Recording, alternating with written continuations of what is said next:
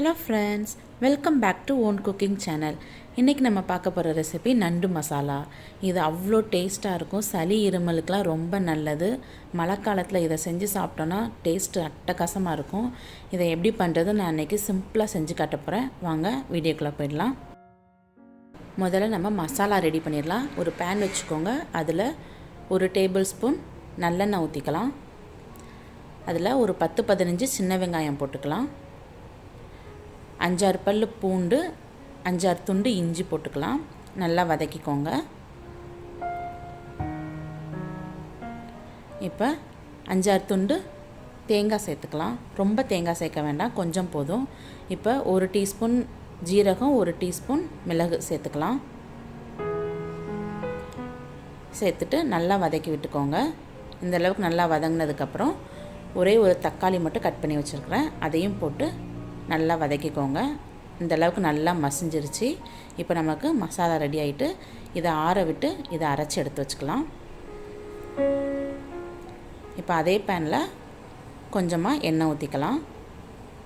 அதில் 1 டீஸ்பூன் ஜீரகம், கொஞ்சமாக கருவேப்பிலை போட்டுக்கலாம். இதில் 250 கிராம் சின்ன வெங்காயத்தை சின்ன சின்னதாக கட் பண்ணி வச்சுருக்கிறேன். வெங்காயம் எந்த அளவுக்கு போடுறீங்களோ அந்தளவுக்கு நமக்கு மசாலா கிடைக்கும். வெங்காயம் டக்குன்னு வதங்குறதுக்காக 1 டீஸ்பூன் உப்பு சேர்த்துக்கிறேன். வெங்காயம் நல்லா இந்த அளவுக்கு நல்லா வதங்கியிருக்கணும். அப்போ தான் மசாலா சாப்பிடும்போது டேஸ்ட்டு நல்லாயிருக்கும். இப்போ 2 டேபிள் ஸ்பூன் மிளகாய்த்தூள், 1 டேபிள் ஸ்பூன் தனியாத்தூள், கொஞ்சமாக மஞ்சள் தூள் சேர்த்துக்கலாம். சேர்த்துட்டு அந்த பச்சை ஸ்மெல் போகிற வரைக்கும் லைட்டாக வதக்கி விட்டுக்கோங்க. நான் 1 கிலோ நண்டு இந்த மாதிரி க்ளீன் பண்ணி வச்சுருக்கிறேன். அதையும் சேர்த்து லைட்டாக மிக்ஸ் பண்ணிக்கோங்க. இந்த அளவுகள் எல்லாமே 1 கிலோ நண்டுக்கானது தான் நான் சொல்கிறேன். டிஸ்கிரிப்ஷனில் அளவு கொடுத்துருக்குறேன், செக் பண்ணி பார்த்துக்கோங்க. இப்போ நம்ம அரைச்சி வச்ச மசாலாவையும் சேர்த்துக்கலாம். இப்போது நண்டு மூழ்கிற அளவுக்கு கொஞ்சமாக தண்ணி ஊற்றி நல்லா மிக்ஸ் பண்ணி விட்டுக்கோங்க.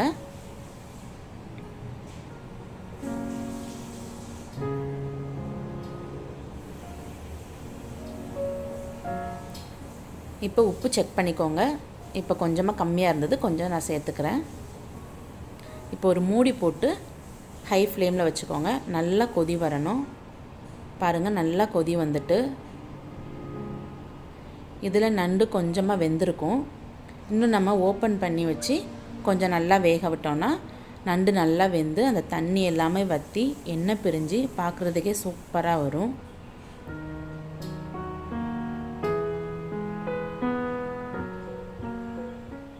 பாருங்கள், நல்லா எண்ணெய் பிரிஞ்சு வந்திருக்கு.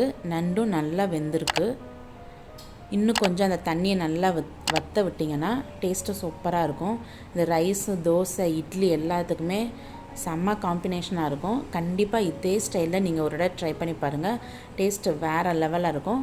ட்ரை பண்ணி பார்த்துட்டு உங்கள் ஃபீட்பேக் எனக்கு மறக்காமல் கமெண்ட் பண்ணுங்கள்.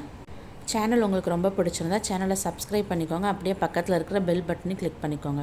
ஓகே ஃப்ரெண்ட்ஸ், நெக்ஸ்ட் ஒரு இன்ட்ரெஸ்டிங்கான ரெசிபியோட நான் உங்களை மீட் பண்ணுறேன். அது வரைக்கும் பாய்.